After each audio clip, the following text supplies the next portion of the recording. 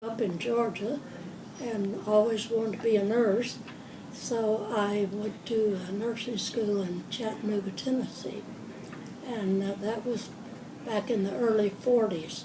I graduated in 43, and of course World War II was going on at a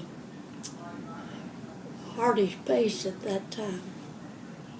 So recruiters came out to our school just before we graduated and said, we want some of you girls to graduate.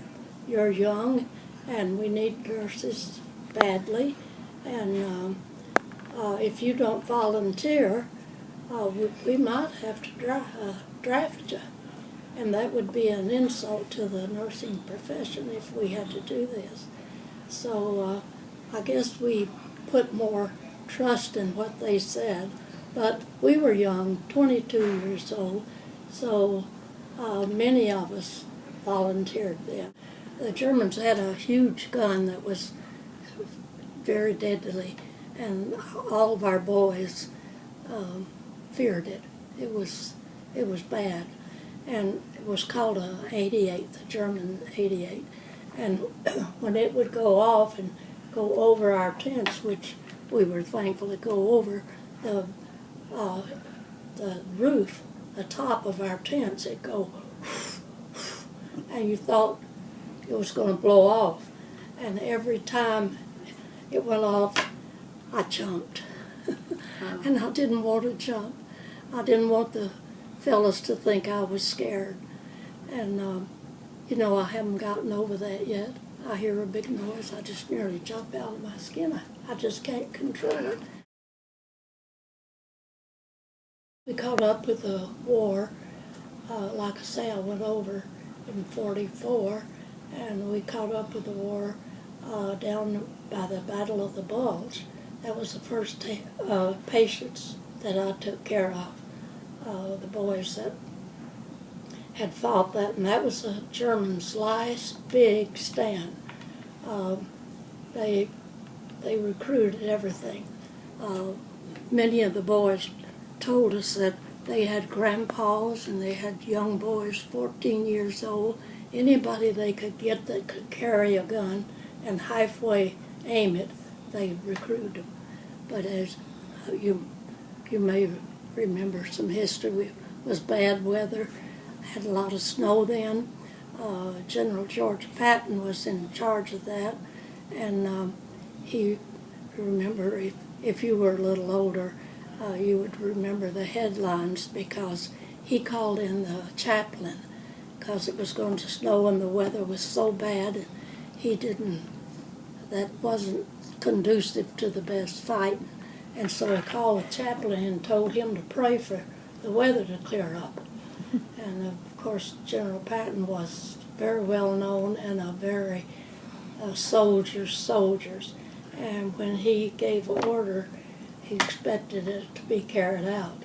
But sure enough, it did clear up after a big snow. In fact, that was about, coming from Georgia, that's about the biggest snow I'd seen. And a veteran? Are you considered a veteran? I sure am, yeah, 100%. Okay. One of the few left over from World War II, and also one of the few nurses. I was the youngest one in my outfit, and I'm 92 and a half right now, so I figure that most of my buddies are gone.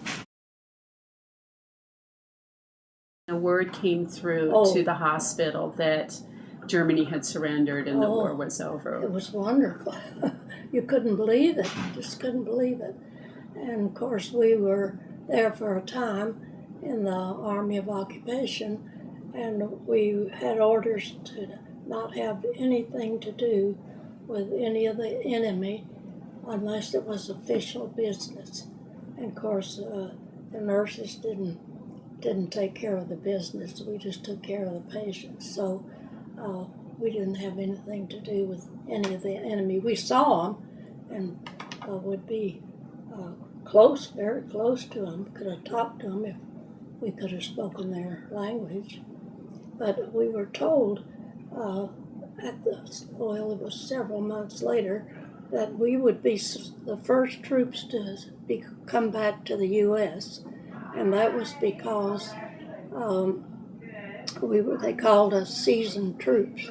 We knew what it was all about, and they said, you will be sent back to the States and have 30 days leave, and then 30 days more training for Japan, and we would go in on the invasion of Japan. And they had those plans all planned out. Mm-hmm. And my husband-to-be was also over there at the time, Walt, as you remember, and he was due in on Honshu Island on D+2. And they estimated our casualties would have been 1.5 million.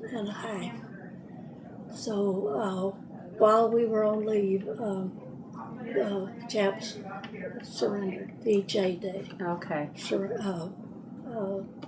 Peace with Japan, and we were really thankful.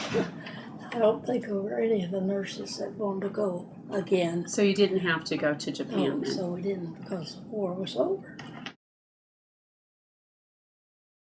The victory with Japan, they said they have 2 days off, and so the U.S. just went crazy. Everybody loved everybody.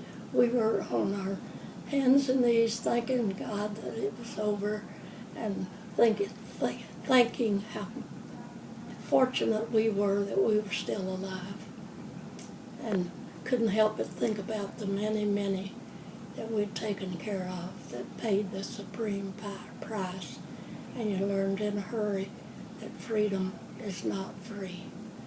It's paid for with a big price.